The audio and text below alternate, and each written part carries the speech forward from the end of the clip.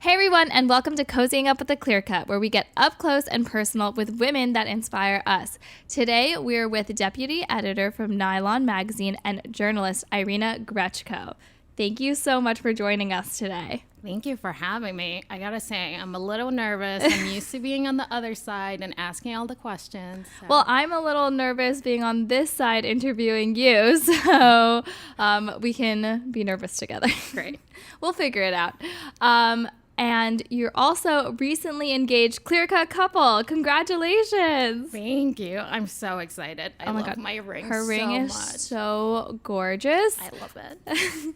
It's a round brilliant, but with a octagon halo on it. So it's like a cool geometric like twist to it. I'm obsessed with it. Thank you so much again. It's the perfect ring. I love it. We'll talk more about the proposal and all of that in a little bit, but we really want to get to know a little bit about walk us through like your whole story. Like tell us, how did you become a journalist? How did you find yourself, at NYLON, all the other amazing publications you worked for, and what are your favorite types of like stories to write?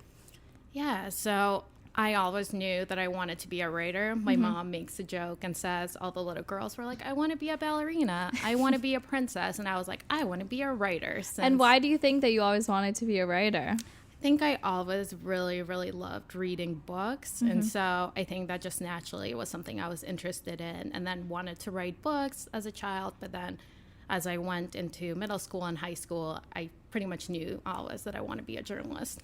So even when you were younger, were you more drawn to like news, like nonfiction, or were you like a storyteller writer when you were little?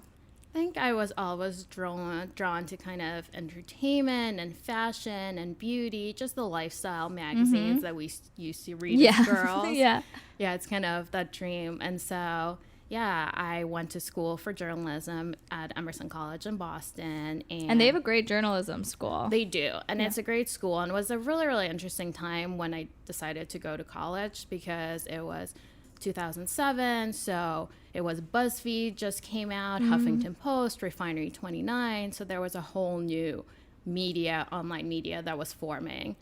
And how did you choose Emerson? Because I know you grew up like all over the world, right? I did. Yeah. I grew up in Russia, in Spain, in Dubai. Oh my God. Yeah. And I mean, I think that was something where I've always grown up traveling and something that when it was time to decide where to go to college, I wanted to go somewhere that was completely different from what I was used to. Yeah. So I ended up in Boston. Amazing. And while you were there, did you kind of, with all these like new types of digital media outlets coming out, like how did you kind of navigate and find what you wanted to do in the space? So it was interesting when, even though all these publications had just come out when I was in college, it was still, when you were talking about journalism, especially lifestyle journalism that I do, it was always print magazines. Yeah. So I started interning at local magazines and did that, and then after I graduated, came to New York. And after I graduated, I thought I want to be a fashion journalist. And so, in a print magazine. Yeah, in a print magazine. And I ended up in the fashion closet of a magazine. Quickly realized that there was no writing to be done there. Yeah. And then a lot of the things are kind of doing fashion samples. I was in the fashion closet as an intern at Teen Vogue, and it was basically like trafficking samples and like getting coffee and things like that. And I actually, when I was younger, always wanted to be like an editor at like a fashion magazine too. And like after that experience, realized that's not really like what was going on. Yeah, I mean, pretty much the same. I think we all watched Sex and the City when we were growing up, and we're like, oh, it's so fabulous to be a fashion editor. It was like the Hills and the City or whatever at that time, and I was like, I'm gonna work at Teen Vogue, and that was like the ultimate dream. I remember. Yeah, and then like you said, you end up bringing coffee and sorting samples, and then. And people are like hysterically crying over like a missing shirt, and you're like, I'm not curing cancer here. Like, I'm clearly not passionate about whatever this is. Yeah. So quickly realized that I probably wanted to do, not probably, that I definitely wanted to write more than credits, and landed my first real job at People Style Watch, Cool. which was a print magazine. It no longer exists. Really? Yeah, it closed, which happens in print media nowadays. It's happening all the time now. Yeah. I used to love People Style Watch. Me too. Yeah. I thought it was a great magazine. I would get it at the airport all the time and like read it at the gate and on the plane. Like that was like my favorites to like pick those things up. No, it was such a fun magazine, but I landed there as a reporter, which was essentially a glorified name for a fact checker. But it was, at the time, I don't think I realized what a great foundation that is for a journalist, especially nowadays where we are in online publishing and everything goes up so fast. Yeah. There are no really fact checkers or researchers, so it was a great foundation for everything that I would go on to do in journalism, and just learning how to fact check everything, making sure that a story is 100% accurate, doing the research. Do people fact check now before they throw things up online, or not really? I mean, it depends from place to place, but I would say most news stories, unless they're super heavy on research, usually it's an editor that just kind of looks over the work of the writer and makes sure that it looks good. But I will say now, if back in the day, or not even back in the day, in print publishing, if you make a mistake, you're kind of, it's bad. Yeah, because it's out there. You can't like edit it. You can't like go back in real time. Yeah, so you have to print a correction in the next issue. And yeah, online, if there's a mistake, usually you can fix it, and you just write an editor's note that whatever mistake was being made. And Yeah. But I will say that was very helpful, having that kind of background. And I tell everyone students who approach me and ask me what's the best tip I can give them, I always say, try to go to a research department to do fact checking or copy editing. Which doesn't sound fun. No. Yeah, or glamorous, but I know it's definitely like something that you need to know if you're like going to progress in your career, right? Yeah. And I mean, yeah, like I said, it was not the most fun job, but it provided me the foundation that I needed. That's how, like, when people come to me and like ask me, oh, how can I do what you do? I always say, well, you first have to start, working in like either a retail store or like somewhere in the industry and like learn those basic skills before you can like become a private jeweler. But no one wants to hear that. Everyone wants to just like skyrocket and like go directly to doing the fun stuff. Which I'm sure, too, they don't think about. But even working with a customer, there's an art to it, especially given how delicate some of the subjects that you deal with come up, like budgets and price points and things like that. Yeah, totally. So after People Style Watch, where'd you go next? So I had a few swerves and curves, but next I was in DC for a year and a half, and I started working there for a local magazine called The Washingtonian. I originally applied to run their fashion website, did not get that job, but the editor-in-chief and the fashion editor who interviewed me really, really liked me, and they asked me if I would come on and work as assistant fashion editor, but then also help them with their weddings magazine. Cool. And it was Washingtonian weddings, so that was my first entry point into bridal. And I know you've done like a lot in bridal, right? Yeah, I did a lot in bridal. There was kind of my first job, and it involved a lot of styling work, working on bridal photo shoots, and just really doing bridal content, talking to brides about real weddings. But it was a very fun job. You're just surrounded by wedding dresses and wedding rings, which I know you're surrounded by all day. When you were younger and kind of growing up, did you ever like envision, like, were you one of those people that always like planned their perfect wedding, or like obsessed over like the dress that you were gonna have or anything like that? No, so it's funny. When they offered me the job, one of the first things I said, I was like, I don't really know much about the bridal world. I mean, I was 23 at that point. Like, I didn't know nothing about weddings. And they were like, well, it's fine as long as you know about fashion and beauty and just general lifestyle content. It's not that different. Yeah. You're tackling the same type of topics, which ended up being true. And I was there for probably a year and a half and had a really, really great experience. Decided that I missed New York too much. Yeah. Came back. And then the next two jobs that came along were in the bridal world. So I freelanced for Brides Magazine. Nice. And then I went to the NYLON and was there for another year and a half. So I did bridal in total for 3 years. Oh, wow. So you're like an expert in bridal, and now you're a bride. Yeah, I guess. So how has that influenced you, like now that you're like finally in that space? Like, are you like overwhelmed by it, or you're like, I'm an expert, I know exactly what to do with like invitations and this and that? So I think having worked for 3 years in bridal, I feel like I lived through hundreds of different weddings. Yes. So I don't necessarily know if that's what I want for myself. Even picking an engagement ring, I was like, I don't know what I want. I've seen so many beautiful things. How do you pick? Yeah, that's kind of how I am too. Everyone's like, what's your favorite cut? How did you pick your ring? It was like, well, I saw my ring when I was 8 years old, so like I kind of just made that decision. And I'm glad that it was kind of taken out of my control a little bit, because I love almost everything I make. I'm like, oh, yeah, I don't have a favorite shape. It kind of just depends on like my day and my mood, you know? Now, I feel like you are so lucky that that happened because it almost defines you, where they say you're an expert in engagement rings. So what did you pick for yourself? And if you don't have like $1 million budget, it's like, I don't know, you know? So what were your favorite topics to write about, like when you were in bridal, or was that something that you were passionate about at the time? When I started, like I said, didn't know much. And I definitely enjoyed it a lot. I mean, it's hard not to like the bridal world. Everyone is nice. Everyone is so happy. And excited, yeah. So it's definitely was a very nice industry to work in. But after 3 years, I think I got a little tired and just writing. It can be a little bit repetitive, right? Like, yeah. It can be, I think, a lot repetitive. Yeah. Obviously, there's new trends that come out and things like that.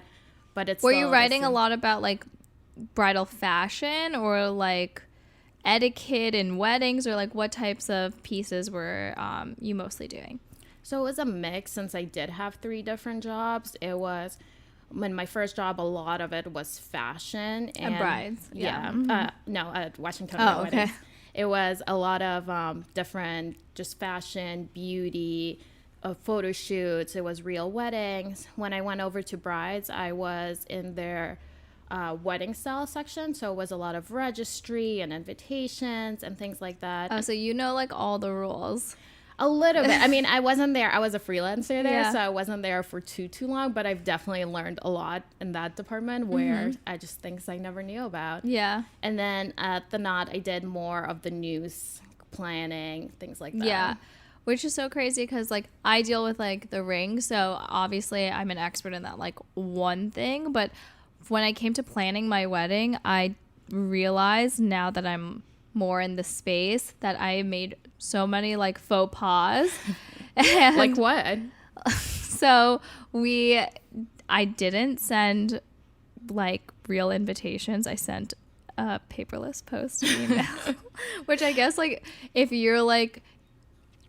I mean, I was just watching, like, I don't know, some reality show, and, like, it was, like, Southern Charm or something like that, and I was like, oh, my God, like, I made, like, the cardinal sin of, like, not sending, like, the perfect, like, wedding invitations and this and that, and, like, I did a lot of my own, like, favors, and it's like, oh, like, you didn't have, like, the proper, like, paperware to, like, set the tone for, like, your special day. I was like, I don't know, like, looked good. Like, it's so funny because there are so many rules, but at the end of the day, did it ruin anything in your wedding? No, and I think, like, kind of sometimes following all those rules can be just, like, so draining and, like, overwhelming. Especially planning a wedding is just so stressful with everyone involved telling you, like, what you can and cannot do, that sometimes it's fun to be, like, a little rebellious and be like, whatever. Like, we only told people we were getting married, like, 6 months before the wedding, which I guess is a huge faux pas too. Yes, it was destination wedding rules. Yes. Extra layers. Yeah. Yes, there's so many extra layers. And we were like, yeah, like, whatever. Like, just show up. It'll be fine. And we just had, like, a website. And I don't know. No, like, formal, like, ness around it, which that's what I wanted. But I guess when reading Brides and the Knot and all of that, I was like, oh, my God, this is not the correct way of doing things. Okay, you saved paper on the wedding invitations. Exactly. I was like, this is eco-friendly, right? Yeah. And I was like, I don't check my mail. I know. I don't even have the key to our mailbox. It's bad. Like, Kevin is responsible for bringing all our mail. No, I get, like, anxiety because sometimes I won't check the mailbox for, like, a month, and I'm like, I don't even want to open it and, like, know it's in there at this point. Yeah. Awesome. So after your like stint in writing about bridal, now your current, did you go straight to nylon after that? Yeah, so I think after 3 years, I got to a point where I was like, I don't really want to write about bridal anymore. Forever, yeah. And so then I got my job at Nylon, and I've been there for the past 4 years and kind of covering a whole range of topics from fashion to beauty, entertainment, kind of everything, which was very nice to have to go from a niche kind of subject to now. And now, like, you can write about, I mean, you wrote an amazing article on the clear cut. Oh my God, it was so good. We have to link to it because it was like one of the best articles I've ever written about us. But so now you can kind of just pick up anything that you want to write about. Essentially, as long as it's kind of on brand and feels right and there's something interesting and unique about it, yeah, I kind of write about whatever I want, but also I edit. So a lot of the articles that go up, I am the one who's editing them or commissioning them if it's with a freelance writer. Yeah, but it's fun. It's a fun job. Yeah, definitely. And I know that do you do mostly digital or print as well? So it's all digital. Oh, okay. Our print magazine closed down as well. We were in Japan like last week and I saw a print nylon Japan. Yeah, it's pretty cool. They do have franchises, and so that's one of them. And I was like, whoa, I didn't know this was like a thing. No, it is interesting seeing those other magazines, and I love whenever I get a chance to get in a copy, I will look through them and see what they're doing. So now that you have like, you're not kind of pigeonholed into a specific niche, like what are the types of stories that, you know, most interest you or that you are like most excited to write about? So I will say I definitely went back to my fashion roots, and I write a lot about fashion, and I think that's something I'm very, very interested in, whether it's profiles on different companies and brands or whether it's just kind of pieces asking what the future of fashion is. But I also love writing about beauty and wellness and just lifestyle in general. Yeah. Cool. But it's been interesting because I was for a very long time in print magazines and did components of it that were online, and then 4 years ago I decided that I wanted to make switch to be online. So yeah, I would love to get your insight too in that switch with like all of these big magazines kind of closing down their print. Even like Teen Vogue is only online now. Like a lot of magazines have switched to completely digital because no one's buying print anymore, right? So do you have any insight on that? Like what are your like thoughts for like the future of, you know, media? I mean, I think no one can really answer what the future is, and it's definitely people, most of them are getting their news online, they're getting their content online, but I'm not in the camp that thinks print is going to die entirely. I think people will always want to pick up a copy of Vogue and read a profile in there. So I think it's just a matter of figuring out how one supports the other, or especially for magazines that have print component to them, they should also be thinking about online and how that supports the packages that they do and stories that they run. Yeah, because some publications like have their print, but then they have like way more articles that you can find just online, right?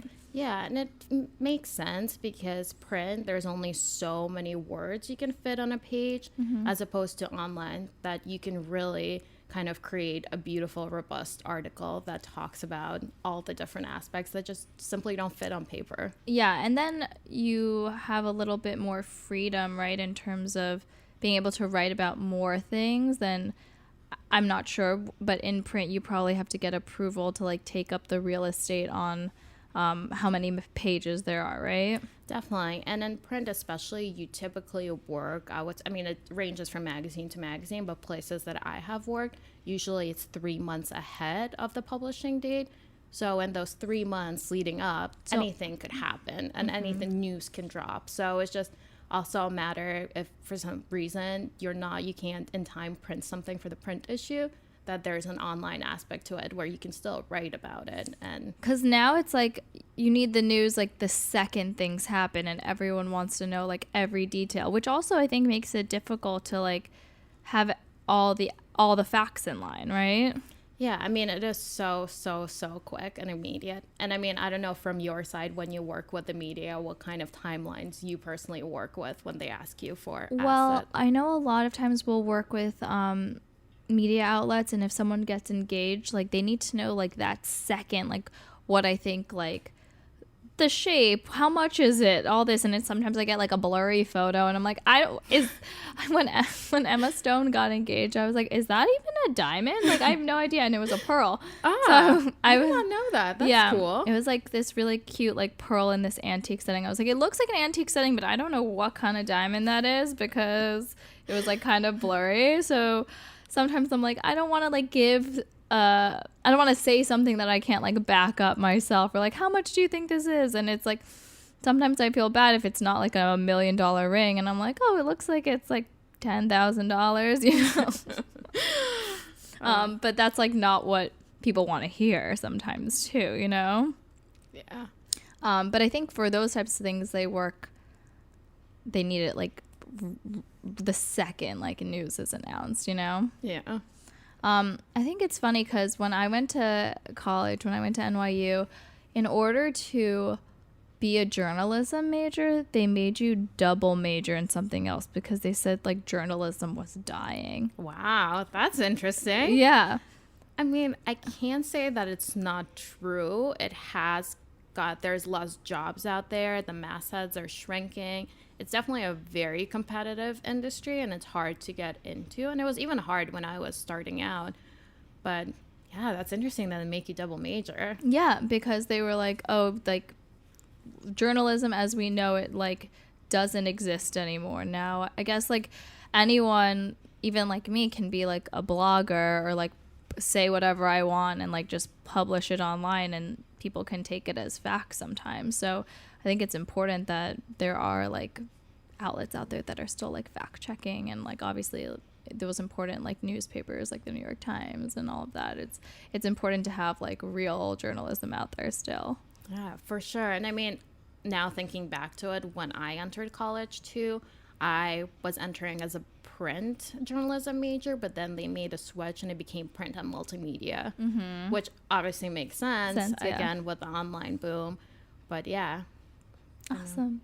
So in every episode we ask all of our guests like, what is your spark? So that means like, what is that thing inside you that like motivates you to like continue to do your job every single day and like kind of like drives your passion? I will say definitely telling people stories. I think that's my favorite part of my job, and think that makes me love my job. I meet so many new people all the time that have either incredible businesses or incredible stories. Oh, that's how we met. That is how we met. Yeah. I mean, it was so interesting too in your case, where I remember someone told me about the Clear Cut, and they're like, I think it's a really interesting company. I think you should check it out. And I was like, okay. And I added you on Instagram, and I was like, I'll just see kind of what they do and just watch out for them. And then I started watching all your videos, whether it was the questions, the Q&As. Yeah. And I was like, wow, I'm not even the customer, but I want to see this content because it just teaches me something new and it's interesting to watch.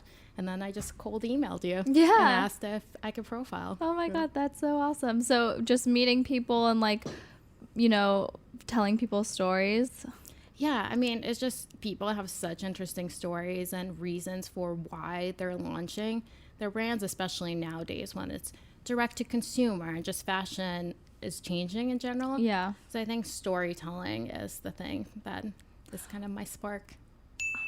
Awesome. I just have a random question. What do you think are like the coolest, like newest things that you've seen like in the fashion or like direct to consumer world that you've covered or been exploring recently? Oh, that's a tricky one. I feel like there's so much always going on. But I think right now, the thing that I'm most interested is the future of fashion in terms of sustainability. Yeah. And what new brands are doing things that are sustainable and how they're approaching that.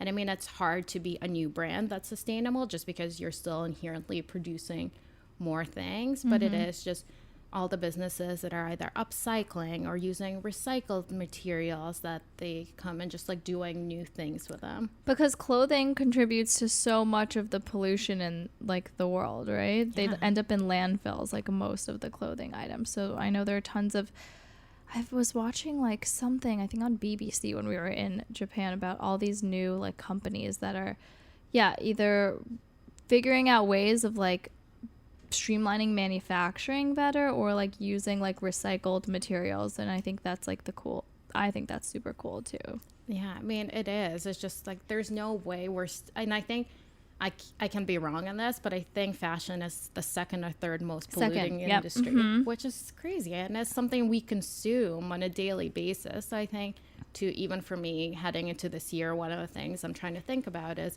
how can I buy more secondhand clothes and just like trying to make most use of my closet. So I'm like a huge proponent of the Rent the Runway Unlimited, and I haven't really bought that much stuff because I've been just like renting my clothes now. I don't know if that's sustainable, but I think it's a little bit better, right? No, I think it's definitely better as long as you're not buying new clothes out there and rewearing things. Yeah. Because I used to buy like fast fashion. I'd buy like one thing and wear it like maybe 1 or 2 times and then just like throw it away. And it's like that's just, I feel like that was a few years ago, and now like we're heading in a totally new direction in like fashion. Yeah, I mean, I'm the same way. I would need an outfit and I would go to an H&M or a Zara and buy a whole outfit. Yeah. And now it just like hangs on my closet, and some of the quality, I'm like, I don't really want to wear this again. But then you feel bad because you're like, and then I live in this tiny apartment and I'm like, I can't accumulate like so much stuff that I'm like never going to wear again.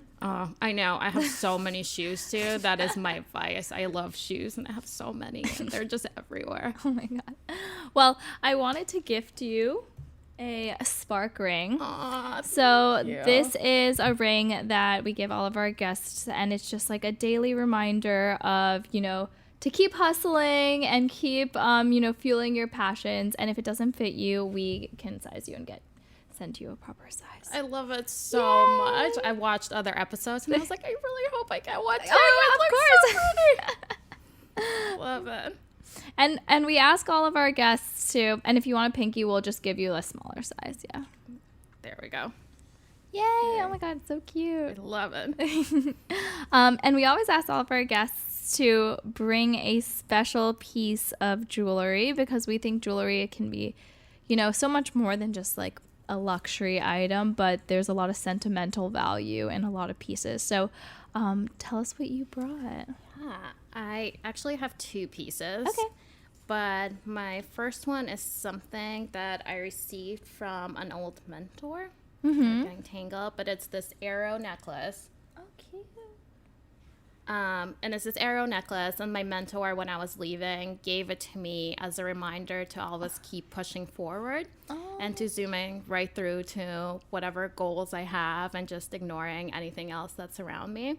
So I think that is such a sweet sentiment. It is so, so, so sweet. And it's just like a simple necklace. Yeah. With that reminder. And it's also, I've been so fortunate in this industry that I've had mentors. That's good. That have taught me and just have really been the biggest cheerleaders in my life. And I think that is so, so, so important in my industry, where everyone kind of knows each other, but also just in general, that we should all have people that are championing us and that we are. It's awesome. A game changer. It's like essential to have like the support system. And I think, I don't know the industry, but I feel like it can be kind of competitive and cutthroat, right? Yeah, I mean, like I mentioned before, there's so few jobs nowadays in journalism that it is so competitive. But then it's also, the industry is also pretty small and everyone knows each other. And again, another thing that students always ask me, they're like, well, like, how do you network? How do you meet people? But also say every person that you meet, you just have to be nice to everyone. Yes. You never know. You might have an assistant, you might have an intern, and then one day they're going to work for your dream job, and it's just like, all of us have to be nice to people and just treat them with respect. And yeah, all of us, if you can, help and do what you can for other people. I think that's awesome. And that's like true in every industry. Totally. What's your second piece? So my second piece is obviously my engagement ring. And it's so funny because prior to this, I've never really worn rings. And one of the things I was nervous about, I'm like, is it something I can wear every single day? Yeah. So it's been nice to see how obsessed I am with it and how it just like fits with everything. You get used to it. You get used to it so fast. Now I feel naked without it. Yeah, and it's like, wait, if I like leave it at home or I left it like on our trip and I would always be checking my fingers like, oh my God, like where is it? Like as if I like lost it or something. But like I too mentioned earlier, when I did not know at all what engagement ring I wanted, I knew that I didn't want anything classic, but I also knew I didn't want anything that I wouldn't love in 10 years. So I think it was, I just love how it has a unique setting and it still is a classic diamond. Yay! And tell us about how he proposed. I want to hear the story from you. It was so sweet. So Kevin always known that I wanted to go to Gramercy Park, which is the private gated community, and you can't get in without a key. Yeah, you can't get in without a key. So, and we've walked around it a bunch of times and things like that. So then one day he suggested we go get brunch. And he told me it was a surprise brunch. And Kevin does things like that. He does. So you weren't like thrown off. Because No. if Kyle said there was a surprise brunch, I'd be very suspicious. No. And I was like, okay. And he's like, yeah. And then we're going to go hang out with it. He has a little nephew. So we're going to hang out with him. And I was like, great. We go to the Gramercy Park Hotel where the brunch is. Again, I'm like, oh, okay.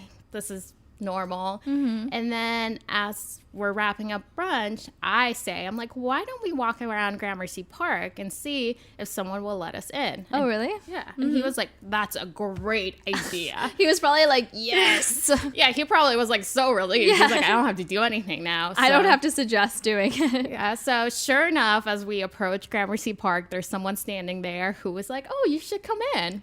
So we do. Were you like suspicious by that or? No, because I thought I set it into motion. I'm the one who suggested, look at me. Now there is someone. But he had planned for that person to be there. Yes, he did. And then he proposed inside the park. Were you surprised? I was so surprised. Really? Yeah, I was. Even like walking into the park, I just thought it was luck. I'm like, things like that happen in New York all the time. And so, no, I was so surprised. I fell down to both of my knees, too, when he went down to one. Yeah. My God. It was so sweet. That's so sweet. And then did you hang out with his cousin after? Or? No, his nephew, no. Yeah. But that was the first question I asked. I'm like, oh, so do we now go hang out with your nephew? And he's like, no, this was all a ruse. Now we celebrate. Yeah. And we stayed at the hotel, which was my God, that's really awesome. Yeah. Oh, a little like staycation. That is so cute. I love that story. Oh, it was a very, very special day. Oh my God. And I love that you were like so surprised. Yeah, I was shocked. And everyone says they're like, how? He suggested a surprise brunch, the walk through the park. And I was like, I don't know. Yeah. And sometimes you're just like kind of not thinking about it all the time. So it's just like going with the flow. Do you like remember what he said when he got down on one knee? Because I blacked out completely. No. I can't remember anything. That's what everyone says. They're always like, I have no idea. Yeah, and he was like, you fell down on the ground. And I was like, no, I didn't. And he's like, yeah, you definitely did. Oh my God, that is so awesome. And we like to look at sparkly things. And I know your ring is a geometric kind of shape and you like kind of funkier geometric pieces, right? Love, yes. So I brought some kind of like out there stuff to look at. Love it. And your ring has a beautiful round brilliant diamond, but it's set in an octagon halo on a super thin pave band. So it has this like cool modern geometric feel to something that's a classic look. No, I definitely like that kind of modern, the twist. Yeah, the twist on a classic. Yeah, and that's like my favorite thing to do too. So we have some cool, funky, geometric, a little bit more out there things to just kind of take a look at and play with. So this is a new trend actually in engagement rings, has been like weird funky shapes like this triangle diamond. Usually these were always just side stones to center stones, but now people are doing them as like their actual center stone. So this is like a 2-carat trillion with this kind of like a weird funky industrial like open look. I love that. Gotta say, I'm obsessed with the double bands. Really? When there's a ring inside the double bands, I think it looks so, so, so beautiful. And I feel like this is kind of more of like a middle finger or like pointer finger ring or something. It's kind of like heavier, a little bit, has a masculine like vibe to it. No, it's so, I feel like high fashion and modern. Yeah. We just made a really pretty trillion ring for a client, and it was kind of similar, but it didn't have this top part. It just had a really thin band, but it was offset, and it was like super cool. Wow. Yeah. That is really cool. And then I have a cool twist on like fancy drop earrings that you would like see on the red carpet, but these have kite shaped diamonds. Wow. So they're kind of these like triangles with step cuts. So it looks like an emerald cut faceting, but then it goes into like this weird triangle. So they're 3 diamonds, and they kind of go from smallest to largest, which are kind of cool. This is beautiful. That shape is so unique. Yeah, it's super cool. You like barely ever see this type of shape. Hopefully we'll make more rings with that shape. But it's also something that was never really used for like center stones or anything like that, more for like a drop earring or like a side stone. So what do you think are some of the trends that are going to be popular this coming year? So this year, oh, you're turning it on me. See what I did there? I think things that I'm seeing that are picking up are, so a lot of people have been doing really, really thin bands for their engagement rings, but now we're seeing more people wanting to get a thicker wedding band to pair with it. So like almost like men's band width to wear with their thin ring. So kind of like either like with some texture, like a hammered look or like a brushed finish, or even some like little diamonds in it. So we've been seeing more of like funky pairings with like maybe more classic rings and then like a funkier wedding band. So I think that's going to be a trend that continues. And you see that with what's her name? Emily Ratajkowski. She has like the trois moi, which was huge last year, and I think it's going to continue on for this year, but she pairs it with a thick hammered wedding band. It's interesting. I've been actually seeing a lot of people, instead of engagement rings, having wedding bands with diamonds in them. Yes. Which has been cool. A lot of people have been doing eternity bands as engagement rings. Is that the radiator? Say that again. A lot of people have been doing eternity bands as their engagement rings and then like stacking it with like a plain band. So that's been cool. I think 3-stone rings are going to pick up more popularity this year.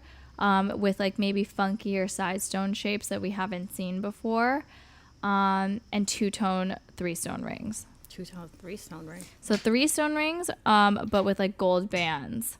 I like that. I do really like, especially rose gold and just this feminine cuts, like ovals. I think looks so elegant. Yeah.